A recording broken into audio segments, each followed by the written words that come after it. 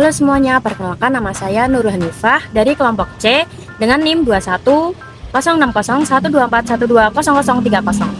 Halo semuanya, perkenalkan nama saya Josephat Arthur Putra Virio dari kelompok C dengan NIM 21060120300096. Halo semuanya, perkenalkan nama saya Arman Maulana, biasa dipanggil Arman dari kelompok C dengan NIM 21060124130078. Halo, perkenalkan saya Sumatin Kisian, biasa dipanggil Martin, dari kelompok C dengan NIM 21060124130098. Halo semuanya, perkenalkan nama saya Muhammad Reno Irfansyah dengan NIM 21060124140162 dari kelompok C, kelas Fisika Material B.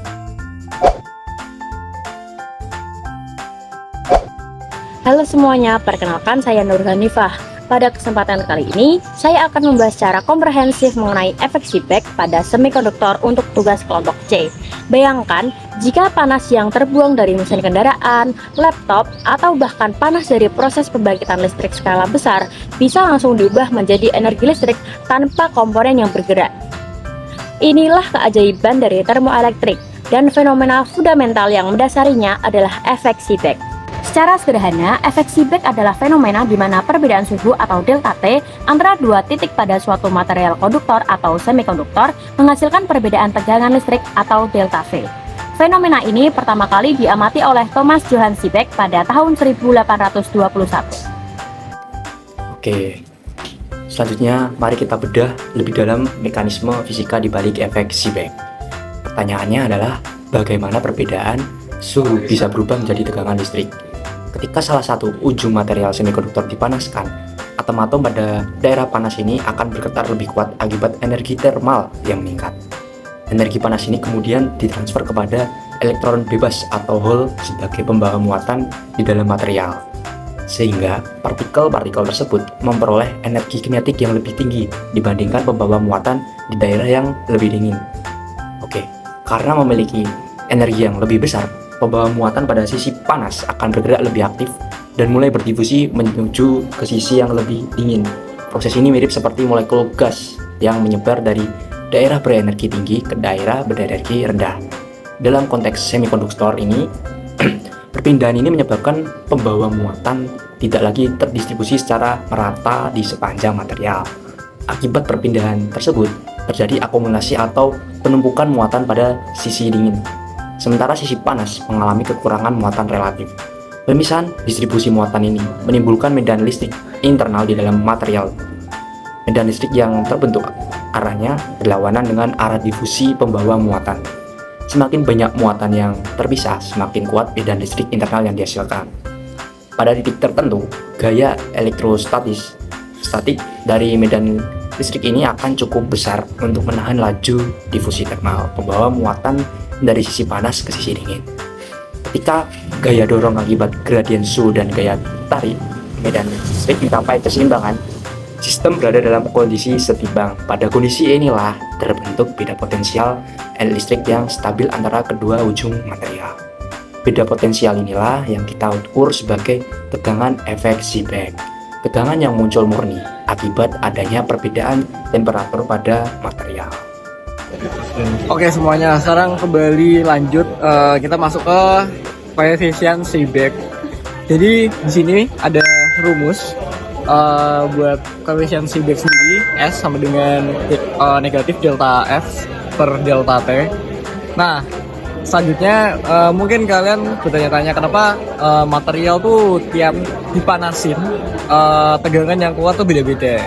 Nah, jawabannya tuh ada di nilai S ini. Koefisien Seebeck itu bisa dibilang identitas atau parameter seberapa sensitif suatu material dalam mengubah energi panas menjadi energi listrik. Nah, tadi yang sudah disebutkan ada rumusnya, yaitu S sama dengan negatif delta V per delta T. Intinya S di sini adalah perbandingan antara perubahan tegangan yang dihasilkan atau delta V terhadap gradien atau selisih suhu yang diberikan atau delta T.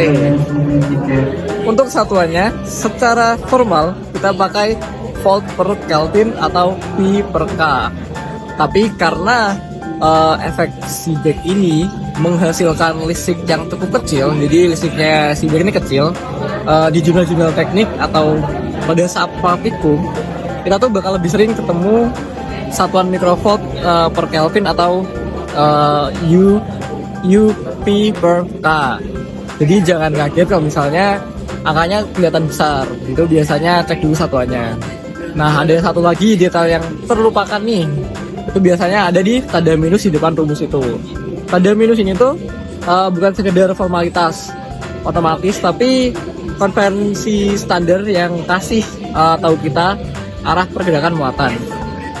Gampangnya nih, tadi ini nunjukin kalau elektron itu sebagai pembawa muatan negatif bakal bergerak kabur dari sisi yang panas menuju sisi yang lebih dingin. Jadi kalau nanti kalian riset material termoelektrik atau kita fisikalis ini, kuncinya satu adalah cari material dengan koefisien Seebeck yang tinggi supaya konversi energinya makin mantap. Terus selanjutnya dilanjutkan oleh teman saya. Lalu, mengapa kita spesifik membahas semikonduktor dan bukan logam biasa? Karena logam memiliki efisiensi Seebeck yang sangat kecil, sekitar beberapa mikro V per K. Karena rapatan elektron bebasnya terlalu padat, semikonduktor memiliki koefisiensi Seebeck yang jauh lebih besar, yaitu ratusan hingga ribuan mikro V per K. Karena konsentrasi pembawa muatannya sangat sensitif terhadap suhu. Efek ini memiliki perilaku yang unik tergantung jenis semikonduktor atau doping yang digunakan. Kita menuju ke jenis semikonduktor yang pertama, yaitu semikonduktor tipe N, yaitu pembawa muatan yang mayoritasnya adalah elektron negatif. Elektron bergerak dari sisi panas ke dingin. Akibatnya, sisi dingin menjadi bermuatan negatif dan sisi panas relatif bermuatan positif. Koefisien Seebeck untuk tipe N bernilai negatif. Selanjutnya, itu tipe semikonduktor tipe P.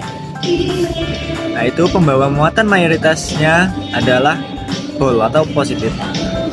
Hole yang berdifusi dari panas ke dingin membuat sisi dingin menumpuk bermuatan positif. Koefisien Seebeck untuk tipe P bernilai positif. Untuk selanjutnya ada aplikasi termoelektrik generator. Dalam aplikasinya di lapangan, satu batang semikonduktor tunggal sebenarnya memiliki efek Seebeck. Namun, tegangan yang dihasilkan sangatlah kecil dan tidak mencukupi untuk kebutuhan operasional perangkat praktis. Oleh karena itu, modul termoelektrik generator modern dirancang dengan teknik integrasi yang cerdas, yaitu menyusun puluhan hingga ratusan elemen semikonduktor tipe P dan tipe N secara berselang-seling dalam satu modul yang kompak agar menghasilkan output yang signifikan. Arsitektur modul ini mengandalkan dua prinsip penyusunan yang bekerja secara stimulan agar mencapai efisiensi yang maksimal. Secara termal, seluruh sistem semikonduktor disusun secara paralel di antara dua pelat keramik untuk memastikan setiap elemen mendapatkan perbedaan temperatur yang seragam. Sementara secara elektrik, setiap elemen dihubungkan secara seri menggunakan plat tembaga yang sangat konduktif untuk menjumlahkan tegangan dari setiap palet semikonduktor satu demi satu.